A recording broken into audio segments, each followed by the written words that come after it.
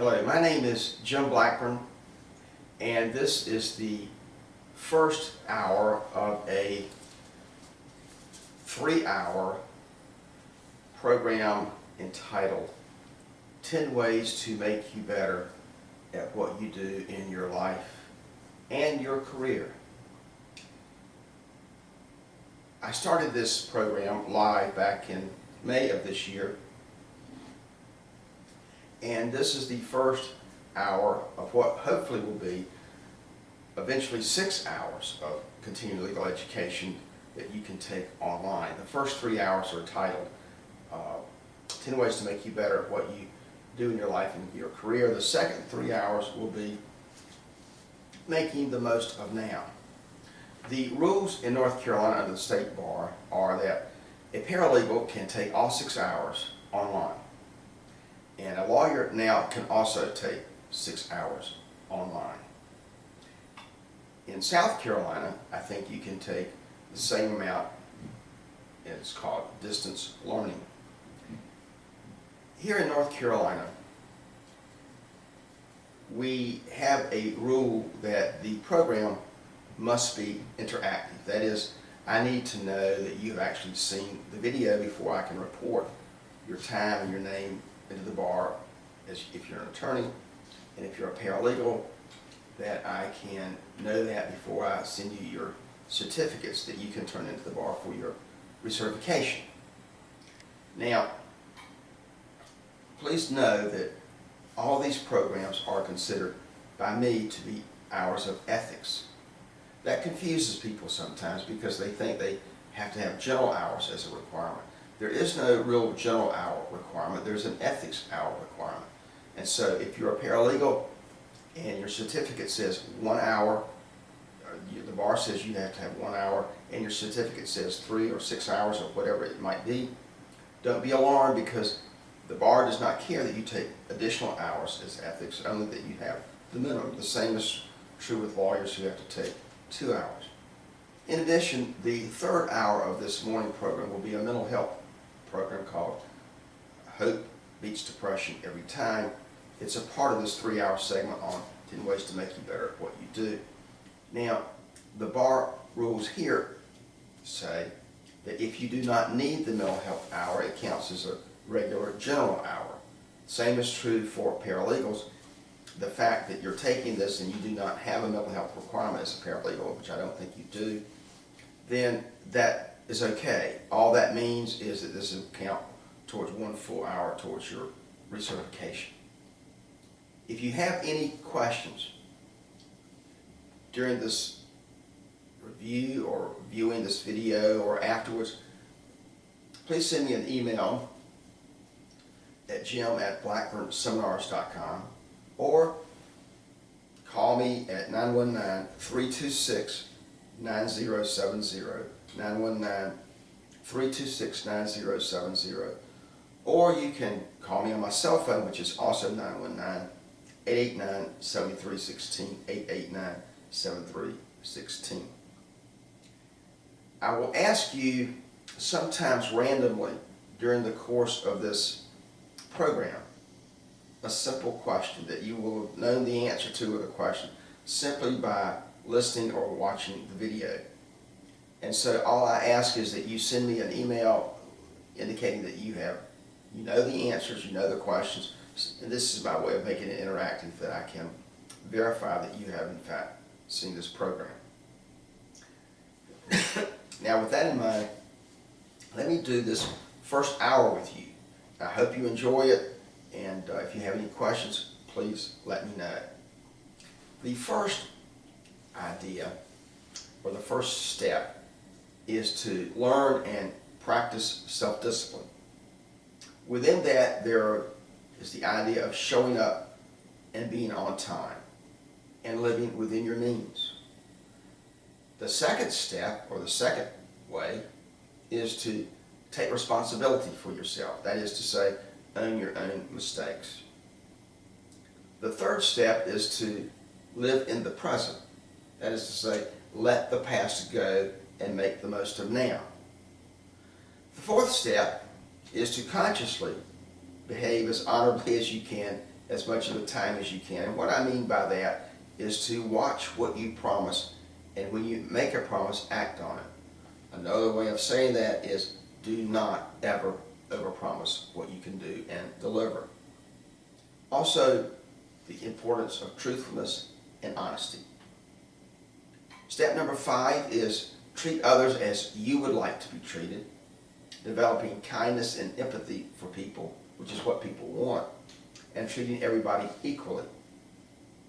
Step 6 is to be organized and systematic about replacing weaknesses with strengths, to make weaknesses your new strengths, be persistent in your efforts to change, and be willing to try new things with no success ever guaranteed. In other words, be willing to fail.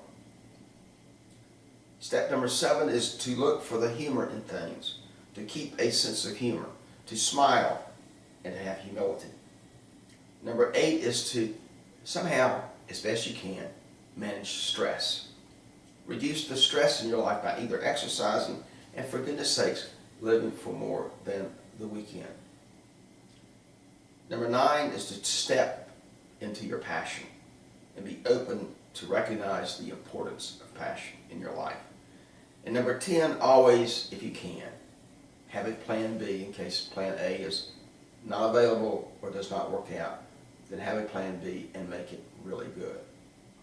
Now, I've read all these things off of a sheet of paper, which I will show you, and I hope that I will send to you, when you register to take this program online, a copy of this sheet so that you don't have to rely on just remembering what I have said, but rather have something that you can use as an outline.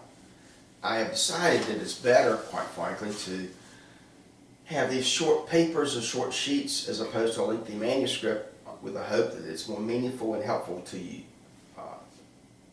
to see and to hear. With that in mind, let me go back to step 1, which is learning and practicing self-discipline. You know, almost everyone has said to me that the most important thing they think for any paralegal or lawyer is to have the trait of showing up and being on time. Showing up and being on time. Make your appointments. Keep your appointments. Be there when you're supposed to be. Come to work on time. Stay at work the full time. Be at court on time. You know, I practiced law for about 22 years. Of that time, only 4 of those years, when I was an assistant United States attorney in the federal court system, did I do the very best that I could on showing up and being on time. I wish I could tell you that was different, but that's not so. I think one of the reasons for that was because the federal court system imposes a sense of structure on me or on anybody that causes you to act appropriately. What do I mean by that? Well, I was a criminal prosecutor when I was in the U.S. Attorney's Office, and if I wrote an indictment, let's say, against you, and submitted it to the grand jury to consider and perhaps return a true bill of indictment, that is to say there's probable cause that you committed a crime, once I do that, I lose total control over the calendaring or the time period in which that indictment is going to be heard. That is controlled by the clerk's office, not me. And if I want to delay it, get a continuance, or I'm not ready, I've got to get a motion filed and the signature of the federal district court judge who's handling this matter to sign off on along with me. I can't continue it on my own. So if the middle of 1 month I return a bill of indictment against you, it's liable to be set for arraignment, that is to say where you plead guilty or not guilty. A few weeks thereafter, it will be set on the calendar probably within 60 days at the most, and we're going to go to trial and either have a trial, enter a plea, or you can make a motion to continue, which will be considered by the court, but it may or may not be granted, and we go forward. This keeps the docket moving, keeps everything organized, and it was structured. So therefore, I had very little wiggle room. So I was always on time to federal court. I was always on time with motions and indictments and being prepared. I dare not go into federal court in a jury trial when I'm the prosecutor unprepared. I had to be prepared. And so the structure of not handling or controlling my own indictments, but to share that responsibility with the court in the clerk's office, helped to keep me in check. The relationship of what I've just described to you, since you're probably not in the United States Attorney's Office like that, is to suggest that somehow you try to impose your own level of structure on your own self. Don't rely just on the structure of your law firm or anybody else. Do your own structure. Have your own standards for showing up and being on time, not someone else's standards. Have your own. Recently at the Wake Forest University graduation, Stephen Colbert was the graduation speaker. I watched some of it online, and his message, while humorous, was also pretty good. Towards the end of the program, he said, you know, I think that, he's talking to the graduates, the e-graduates, should have your own set of standards and to grade yourself on the curve. But don't try to live up to society's standards, but whether or not society lives up to your standards. Have your own set of standards. And so here, where I'm talking about standing, showing up and being on time, I would say respectfully that you need to have your own standards here and see whether everyone else is living up to yours. That's maybe sounds idealistic, but I promise you, if you follow that suggestion, your life is going to be happier, you're going to be better, and you're going to outpace everybody else around you who does not follow those suggestions. They're really that good. Being on time is so important. Let me tell you how I learned about being on time. You can make up more money if you're on time rather than being late. You can make more money. When I waited tables back in the 1990s at 42nd Street Oyster Bar, I would often come to the evening shift like everybody else, and we were supposed to be there at 5 o'clock. The problem is the restaurant opened for business at 5 o'clock, and every waitstaff person had to do a certain kind of side work. For example, you might get butters ready, you might get the sauces ready to put on the table, you might do the silverware sorting, all sorts of things. You might have to make the coffee and the tea, put the ice in the ice bins. Things that take time but make everything else go okay, run smoothly. If you wait until 5 o'clock to show up and people are coming in, but you're not ready to wait your tables because you're doing your side work, well, you're screwed because you're going to lose that table. Because somebody else who's already come in earlier and done their side work, the hostess or host is going to send those people to their table, or if they send them to your table, here's what's going to happen.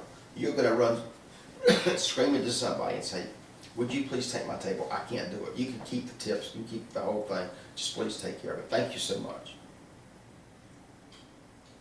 If you do that, you have just lost some money. And if you come in early, you have gained some money. I used to try all the time. I wasn't always successful, but I would try all the time as best I could to come in early and to start doing it more quickly. It just seemed to me that worked wonders for me, and I made more money that way. Showing up and being on time. I cannot tell you how many waitstaff people used to walk in late to the oyster bar. And sometimes if they were really late, 15, 20 minutes, they might get sent home or they might get written up, just as if you're in court. If you walk into court late, you might have trouble there with the judge who goes on to some other case. That's not good. Show up and be on time.